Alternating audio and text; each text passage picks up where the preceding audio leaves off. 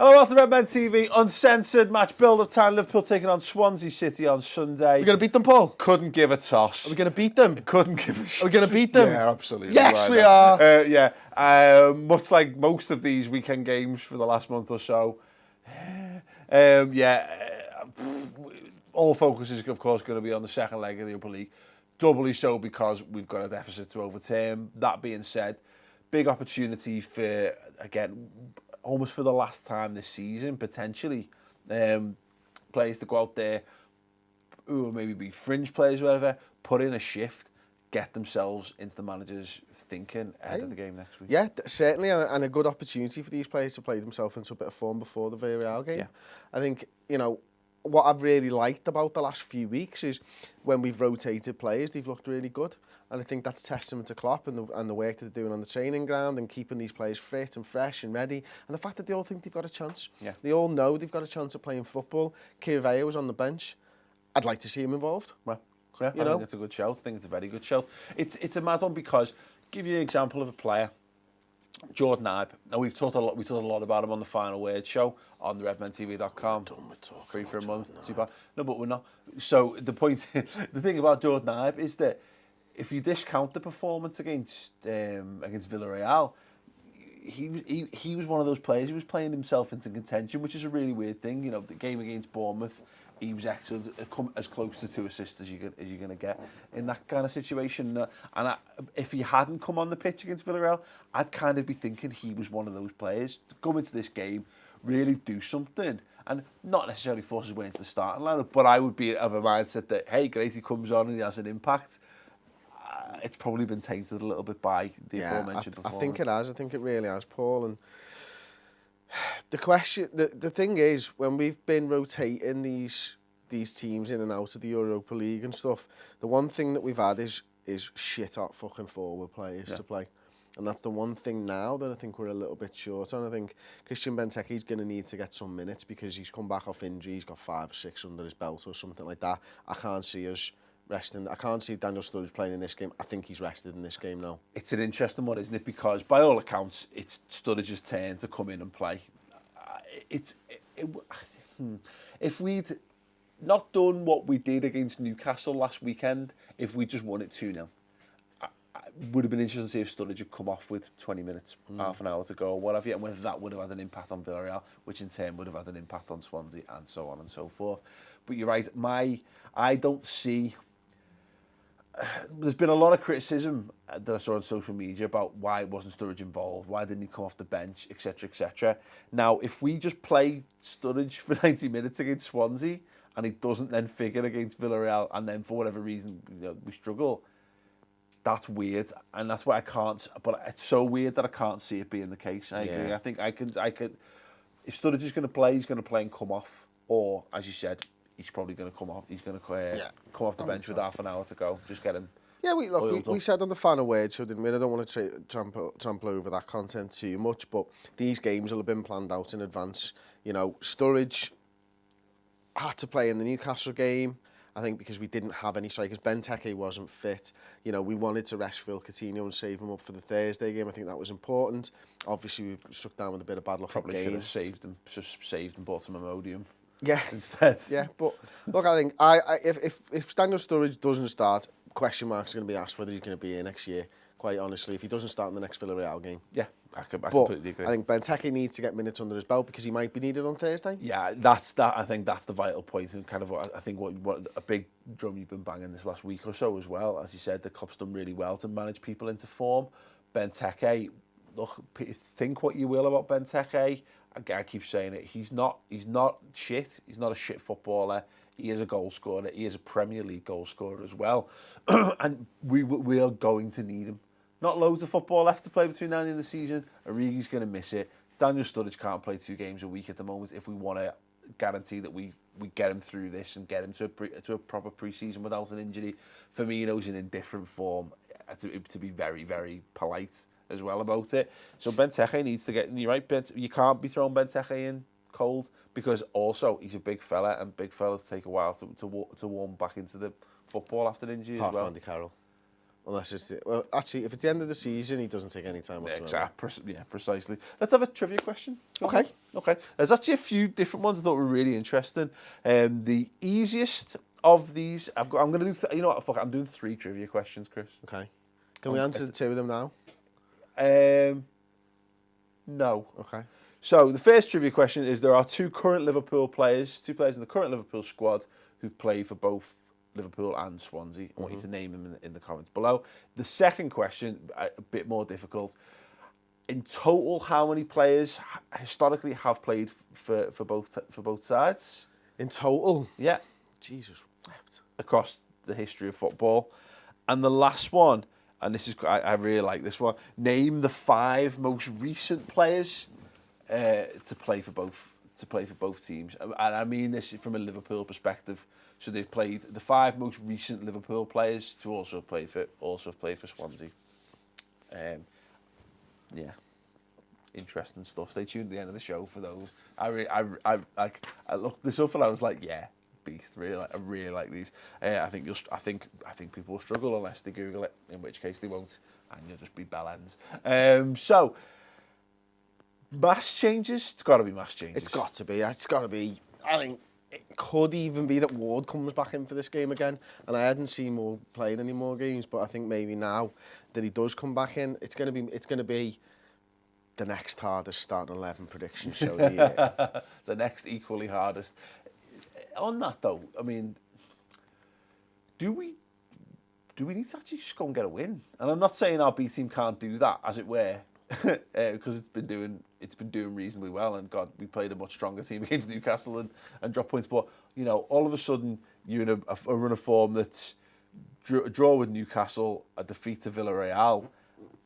If you don't pick up a win against Swansea, you're going in three without a win into a must-win game. Now I know that can have a galvanising effect or what have you, but you wouldn't say that was an ideal set of circumstances. It's not, is it? And we always say, you know, I'm a massive advocate of this is winning breeds winning, and that's why I always want to go out and put the team out. I always want to see a Liverpool side that can go out and win the game. But all that being said, when you're talking something as big as a Europa League semi-final, yes, Liverpool need to get a win, but if it's not the first team won't be asked. They'll all just be concentrating on Thursday. Yeah, if you change enough players, that so be it, I guess. But it can be damaging if we put seven of the first teamers out. Totally. Yeah, well, completely. Is there anyone that you think absolutely needs this game? I'd imagine the fullbacks, one of them is going to be starting again because we're just so fucking short on cover for fullbacks. Corker probably needs a game, to be honest with you. I mean, I don't know what's happened to him. Echo, I think it was the Echo did something on this, like, where is he? And it's like, if you follow his Instagram, he's still there and training and stuff, but he's been conspicuously absent from training photographs and stuff like that, and he wasn't playing for the under-21s, I think, or someone said. I don't know whether that's how true that is, I don't follow it, but yeah. No, I'd really like to see Stuart step up again, continue his development at the football club. Attacking mids is a really tough one, actually, isn't it? Because I think Milner, Lallana, Coutinho, Firmino, all are going to be heavily involved on Thursday's game in some capacity. It could be that one of those starts and whoever it does misses the Thursday game. Yeah, no, it's definitely an interesting one. I think Ojo's got to get back in for this game for me. Really excited to see his development.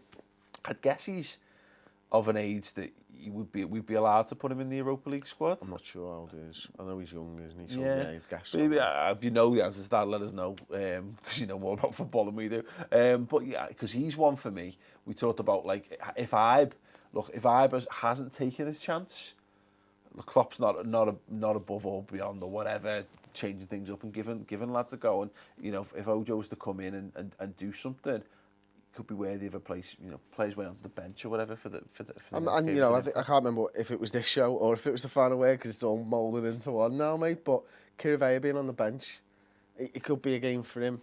Yeah, absolutely. And I wouldn't. I'd be absolutely fine with that. Look, we're short players, man. Yeah, we really are drastically. We 2 weeks ago we had 2 teams we could put out. Now we're struggling to put 2 teams out. It's amazing, isn't it? And it's so much of that, I think, hinges on the Origi thing, because we were saying about the Bournemouth stuff. The rest of your team doesn't matter as long as you've got a potent attacking threat. now all of a sudden we are back to a situation where we're ring fencing Daniel Sturridge and we're putting barbed wire up and moats and everything to keep him safe from harm. And ultimately the fact is the guy can't play.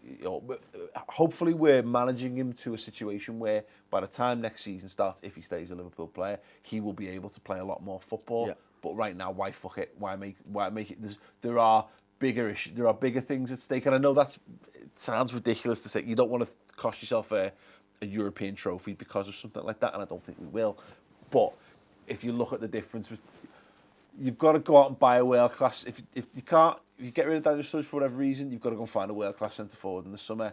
If you can keep Daniel Sturridge and get him fit, you don't need to go out and buy a world class. It's not, or at least it's easy. It's an easy decision, isn't it? Really, exactly, like if you've got one and you can make him fire and fit into the side as well, and I think he can do. Yeah, I really think he does. And I think this Liverpool side next season is going to look a lot different, and I think that may even be in formation as well. Yeah, the Sturridge one is an interesting one. People watching at home, would you start Daniel Sturridge for this game? Would he even be on the bench?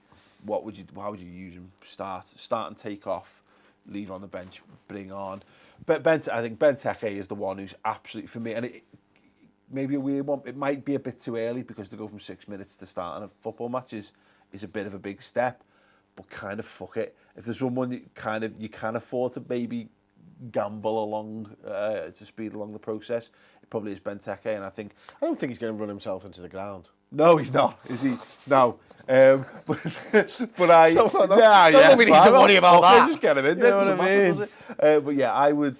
Yeah, I think for me, Benteke would start. I actually think he came off possibly Firmino or might start this game. Be interesting, yeah. Again, because, again, we don't know the manager's mentality. mentality. Maybe on the wings, something like that. Potentially, because I think if Sturridge is going to start against Villa on the second leg, then Firmino would probably be. You'd have to play him again. You'd have to, twist again on him, wouldn't you, to some extent? Just a little bit on Swansea. Not in great form. 15th in the table. They're safe from relegation, so they're fine with that. Are they? Technically? Yeah. They're on 40 points, aren't they? The others on 34 and 35. Yeah, I think that. Yeah. So, but Norwich and Newcastle have 4 games, so a possible 12 points. And Swansea, I think, only have 3 games left. Yeah. So they can be dragged into it. I don't think they're going to be. Yeah, exactly. I think as you were looking into it, their home form is actually something that we should maybe be slightly concerned about as well. 3 wins on the bounce for them at home. Yeah. So I mean, they 4 wins, 2 draws. I think maybe in the last 6, something like that. Did I say? You said something. I definitely said something. Definitely said words and that. So the Harlem Globetrotters are playing on Sunday in the Echo. The Echo Arena? Yeah. Really? What are they playing? Basketball, Paul. Sweet. Hopscotch. You got to check. You know what I mean? They're show-offs, Chris. Yeah. You just don't know. Is it really basketball they play, to be perfectly honest? Like, you know what I mean? Let's go and find out. I'd be well up for that, except, nah. I want to know from you who you think, if you're going to pick a player who could potentially be the man of the match for Liverpool on the day, who would you go with? I would go with Christian Benteke. I think there's an important goal left for him this season. I'm not saying that a goal in Swansea will be important, but I think that if he can maybe get just a little bit of form, he doesn't even have to get a goal in this game, but he could be the fella who scores the goal that makes us go through to the final in the Europa League. He could score the win in the Europa League final. I just feel he's had such a bad season. Yeah. There's a little bit of light at the end of the tunnel. I think this is it, innit? I think a lot of people's opinions of Benteke have been, kind of shaded by basically chatting shit whilst on Belgian international duty, and some of the chances he's missed. But we forget he scored some important goals. He's not the guy who scores like your third goal when you win 3-0 and stuff like that. He does score important goals in 1-0 in tight games and what have you. Sorry, I'm going to adjust my microphone. He just misses a lot of one-on-ones. He does miss a lot of one-on-ones, but he scored some really good goals for us this season. What's the way to be now? Yeah, you can go for the Aubrey. This fucking way. But yeah, I agree with that, and I think the fact of the matter is he could well have an important role to play. Look, we saw it with Andy Carroll in the FA Cup semi-final. He has the ability to cop, and we're going to need him. We haven't got Divock Origi. We're going to need players to step up to the plate. And I was going to say, look, we spent a lot of money on him. Fuck him. He's there. He's a Liverpool player. And until the point that he's not a Liverpool player, you know, he has the ability to give us something to deliver on the pitch. So yeah, that'd be great. If he's not fit and available to start the game, Daniel Sturridge, we're assuming, isn't going to start the game because he's going to be rested for Villarreal. Does Corker go up front? No. Corker's gone, man. I don't even know where he is. Who goes up front? If Benteke's not fit to start and you wrap him Sturridge, is it Firmino? It is. It has to be Firmino. Who else is it going to be? Sinclair? Yeah, exactly. So Flano. Genuinely, I think Benteke. I don't think there's any chance Benteke won't start that. I think the only way we're absolutely shocked is if he starts Sturridge. Hey, when's Ings back? Not yet. Shame. Yeah, but we might. We're about to find out what we're due to pay for him. I know. It's mad, isn't it? Shock on it. £42 million. Burnley laughing their tits off. Why is that taken so? 6.5. Still a steal. Be happy with that. Like, okay. Score prediction. I think it's going to be. Well, normally these are games with loads of goals because John Joe scores and Oggie's done he. He's not. Doesn't play exactly. Anymore, so. That's what I mean. Oh right, so I really thought you were leading yourself. No. Down. He's not there anymore. Of course. And therefore a 1-0 Liverpool win. Okay, sweet. I'll take a 2-1 to Liverpool. I'll take a 2-1 if you're offering them. I'll take them. If it's there to be had, I'll grab it with two hands. Okay. Do you want to know some trivia answers? Not really. Never mind. Thanks for tuning in this week. Unlucky those of you who stayed to the end. In your face. No trivia questions. The first one. Go on. Joe Allen. Two current players who've played for both Liverpool and Swansea. Joe Allen. Yes. I'm struggling on the second one, to be honest with you, but it's late. He's had an obscene amount of mentions on this show for someone who's never going to play for us again. What? Jose Enrique? On this show? Yeah. Oh my God, I don't know. It's one mention. It's one Corker? mention. Obscene amount of mentions. Corker, Stephen Corker. Yeah. I knew that as well. That's ridiculous. Working it, including those two, then there are the 5 most recent Liverpool players to also play for Swansea City. John Joe Shelvey. Yeah. Do you want a clue? Yeah. It's far too late for this shit. Tom? Bellini. Fabio Barini. Yeah. The last one is an absolute belter, and I didn't get onto this at all. Centre forward, another centre forward. Fucking Crouch has been around. No. That's a very good shout, to be fair. David in goal. Did he? I didn't know that until I saw that. David And in know total, total number of players you've played for both Liverpool and Swansea. 14. No. 76. No. One more. 52. No. 8. No. We could do this all night. 6. No. 23. Oh, for fuck's sake! I was going to off. say that next. Miles off. So there you go.